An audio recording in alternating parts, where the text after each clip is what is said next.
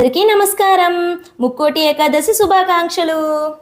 గరుడ గమన తవ చరణ కమలమివ మనసిల సతు మమ నిత్యం, మనసిల సతు మమ నిత్యం. మమ తాపమపా గురుదేవా, మమ పాపమపా గురుదేవా. గరుడ గమన తవ చరణ కమలమివ మనసిల సతు మమ నిత్యం, మనసిల సతు మమ నిత్యం.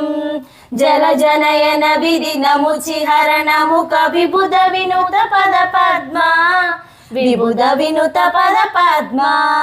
మమ తాపమపా గురుదేవా, మమ పాపమపా గురుదేవా. గరుడ గమన తవ చరణ కమలమివ మనసిల సతు మమ నిత్యం, మనసిల సతు మమ నిత్యం. భుజగ శయన భవ మదన జనక మమ జనన మరణ భయహారి, జనన మరణ భయహారి.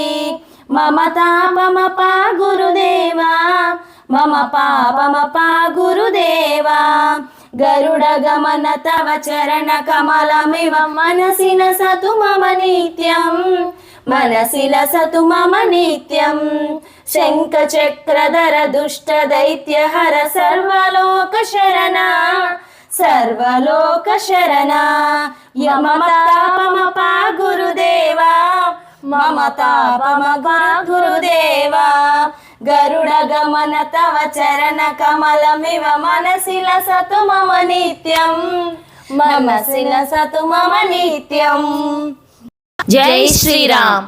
శ్రీరామ రామ రామేతి రమే రామే మనోరమే, సహస్రనామ తత్తుల్యం రామనామ వరాననే. మీరు ఒక తులసిదళం పట్టుకొచ్చి శ్రీ మహావిష్ణువుకి ఇచ్చారనుకోండి, మీరు 3 కోట్ల తులసిదళాలు పట్టుకొస్తే ఏ ఫలితమో ఆ ఫలితం ఇస్తారు. 3 కోట్ల ఏకాదశుల్లో 3 కోట్ల తులసిదళాలు పట్టుకొచ్చి ఇచ్చిన ఫలితం.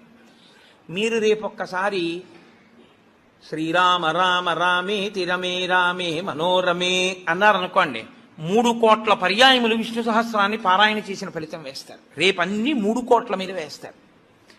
రేపు మీరేమీ చేయలేదనుకోండి, 3 కోట్ల పాపాలు చేసిన ఫలితం వేస్తారు. మరి అంతే కదండి. 100 మంది పరీక్ష కడితే 30 మంది పాస్ అయ్యారని నేనంటే 70 మంది ఏమైనట్టు? ఫెయిల్ అయినట్టేగా. మరి ఏమీ చెయ్యని వాడు ఏమైనట్టు? పాపాన్ని పొందినట్టు కదా 3 కోట్ల పాపాలని. కాబట్టి ఉత్తర ద్వార దర్శనము చెయ్యాలి, ఉపవాసము చెయ్యాలి.